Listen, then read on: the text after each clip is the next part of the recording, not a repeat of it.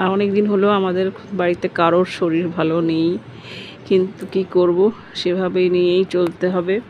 তো কাঁঠালটা পেরেছিলাম, এই কাঁঠালটা নিয়েও অনেককে দিতে হয়েছে, অনেক দূরে দূরেও পাঠাতে হয়েছে। অনেক কষ্টেই বৃহস্পতিবারের পুজোটা খুব সুন্দর করে দিলাম, দিয়ে ঠাকুরকে সাজিয়ে গুছিয়ে ঠাকুরকে খেতে দিলাম। যতই শরীর খারাপ হোক, খাওয়াটা তো আর বন্ধ হবে না। তো দই বড়া আলুর দম দিয়ে দিলাম ঠাকুরকে। যেহেতু আমাদের দুজনেরই মার খুব শরীর খারাপ, তাই কিছু করতে পারছি না বাড়িতে। আর আমি বাইরে বাইরে টিউশনি থাকি।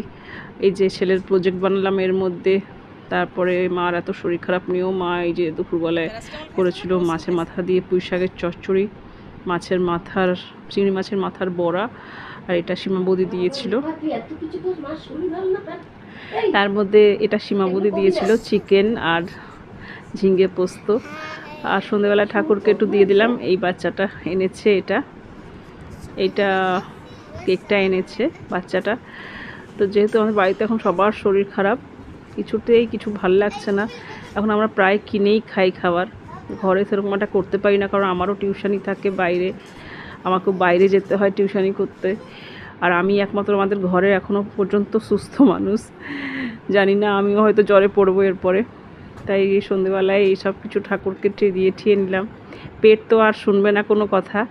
তার মধ্যেও আমাদের এখানে একটা ড্রাগন ফুল ফুটেছে, মা ওটার আবার পরাগ সঙ্গম করিয়ে এসছে। ড্রাগন ফুলটা খুবই বিশাল বড় হয়েছিল, দেখাতে পারিনি আর, কারণ একটা হাতে মোবাইল ধরেছিলাম আর মা একটা হাতে পরাগ সঙ্গম করাচ্ছিল। তারপরে আমি দুপুরবেলায় একটু চলে গেলাম মন্দিরে, আমার এক বন্ধুর মায়ের বাৎসরিক ছিল।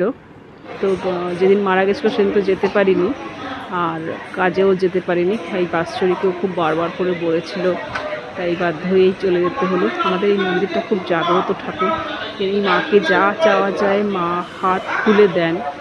আমার যখনই অসুবিধা, পয়সার অসুবিধা হয়, তখন আমি মাকে স্মরণ করলে মা পয়সাও দিয়ে দেন। এটা মন্দিরের খাবারটা বন্ধ হয়ে গেছে, করতে পারিনি।